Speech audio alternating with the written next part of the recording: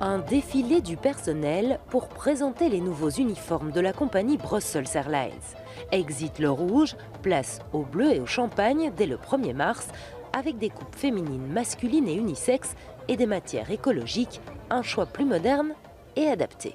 Le fait maintenant qu'aussi on puisse mettre des baskets, donc des sneakers dans l'uniforme, ça enlève peut-être un peu la féminité, mais c'est vrai qu'on doit tellement marcher dans les aéroports qu'on est quand même content du coup d'avoir des baskets. Mais ce qui change le plus ne se voit pas ici. Les femmes ne devront plus obligatoirement se maquiller. Les hommes, eux, pourront le faire et même mettre du vernis. Et les tatouages seront par exemple autorisés.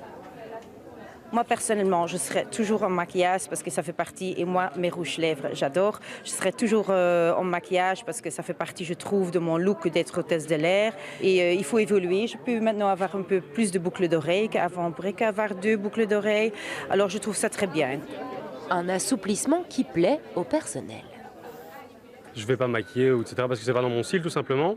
Mais je trouve que c'est une très grande avancée parce que l'aviation peut être un peu une industrie qui est quelquefois à des codes assez anciens. Et donc c'est une grande avancée et ça permet aussi à tous nos collègues, peu importe d'où ils viennent, peu importe la façon dont ils sont, de se sentir inclus. Si l'on se replonge dans le passé, les hôtesses avaient une toute autre conception de ce qu'elles devaient représenter, comme Nicole dans les années 60. Bien sûr, c'est pas l'uniforme qui fait l'hôtesse. Mais après tout, c'est cela que nous sommes, la représentation féminine de la société. Oui, c'est vrai, c'est sérieux, quoi.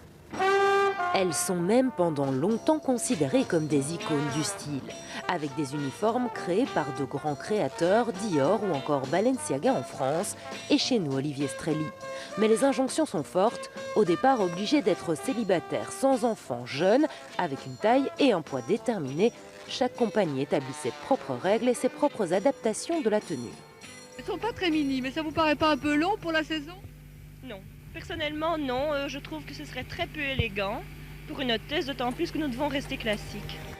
Aujourd'hui, la tendance est donc à assouplir et dégenrer ce métier, un métier dans lequel la représentation a encore une importance primordiale.